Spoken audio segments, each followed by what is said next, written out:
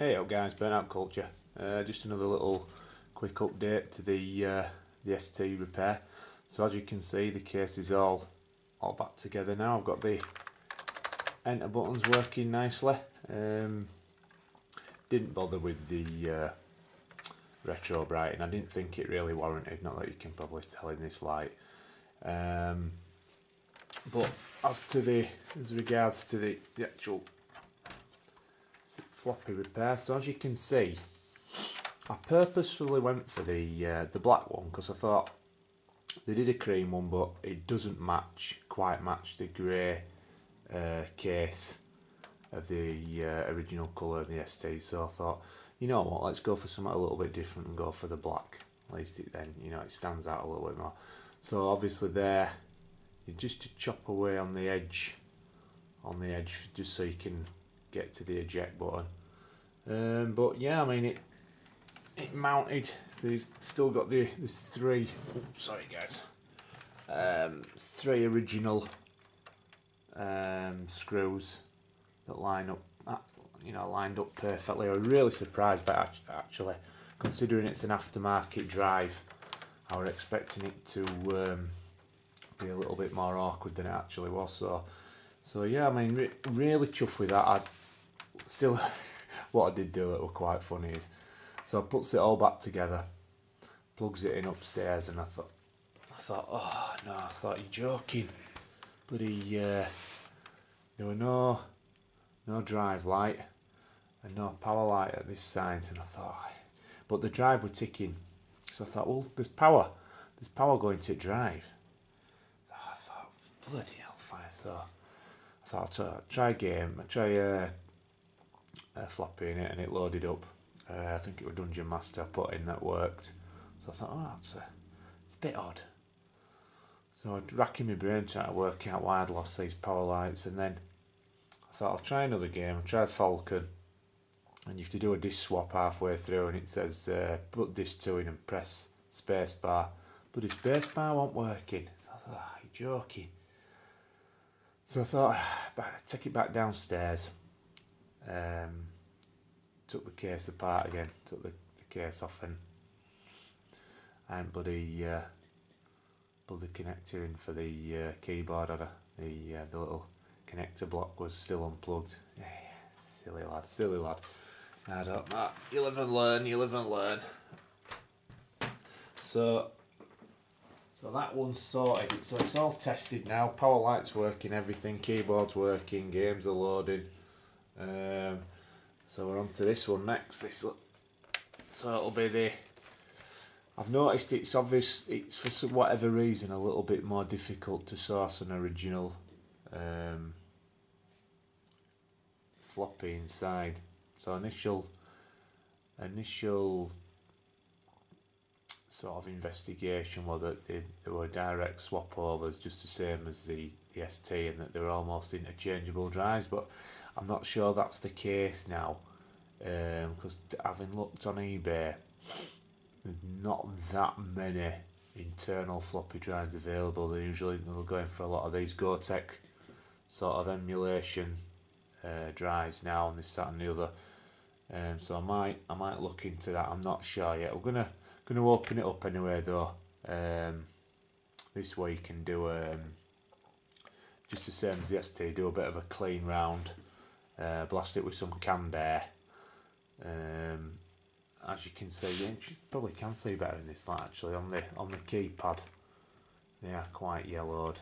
I get a decent bit of sunlight this week. Bit of sunshine. May do retro brighting for that. We'll see. I may have got some hydrogen peroxide. I've got it already. I could do it. Just getting a little bit of time to actually do that. So we'll see how it goes. But I'm really chuffed with how this ST repairs worked out. Excuse me. Really happy with that. So if anyone else is the same sort of problems with their drive, it's I do recommend you just swapping it out rather than mess about and try to refurb. Just a few little pickups to add and I collected this week. We've got this one here, Bomb Jack. So I did the arcade versus Spectrum of this, but this is obviously the original that I've picked up, couple of quid. Superb little game that to chuck into the Spectrum collection box upstairs. And then I've got 3 PS2 games here. Now this seller, lovely chap, that I've bought these off, he was selling loads of NTSC Japan games. Sadly I got outbid on just about everything because they were going for silly money for some crazy reason. But the 2 games I did get, actually an American and a US one, was Ferrari Challenge. Don't know much about it, I haven't even tried it yet. But these both came in protective cases, which I thought were really nice as well.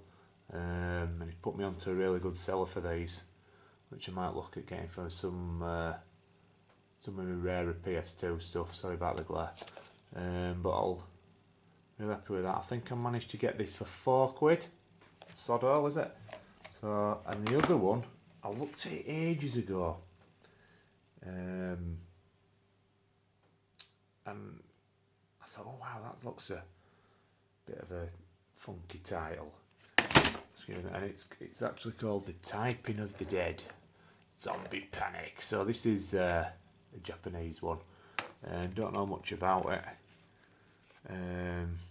But I just chucked bids on all these Jap games that were coming up, I thought, and like I said, I did obviously get outbid on most of them, but this one again, only about 5-6 quid, so I thought, you know what, that's alright for, for 5-6 quid, is that, I'll have that all day long, thank you very much. So that were, again, comes in protective case, so I thought that was really good little pick up there.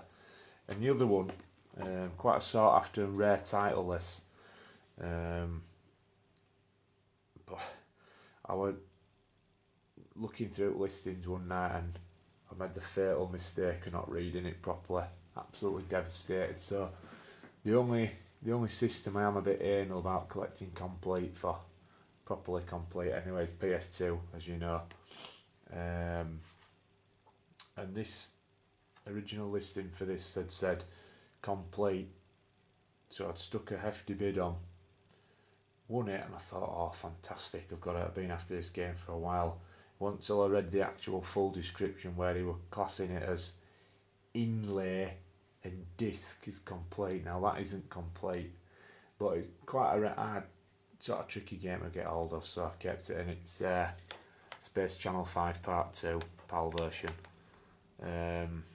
Like I say, I was a little bit upset that it, description wise, that it put complete when it clearly on, but the disc is in super condition, and like I say, generally goes for around 30 quid ish, depending on condition wise, but I think I paid about, what did I get it for, 17, so you know what, it's another fairly scarce one in the collection. You never know, one day a manual might pop up, it might not, but it's one to knock off the list, isn't it? So that's that. So yeah, right guys, short one tonight, but thank you ever so much for watching. It's been a good week so far. So I will be back with further updates as regards to this 1200 and some other pickups that are due through the post. I'll probably stick another arcade versus Spectrum in somewhere this week, and I think we'll go back to reviewing some gameplay of some rarer PS2 stuff as well. So like I say, thank you so much for watching guys. Take it easy, have a good rest of your week. See you later.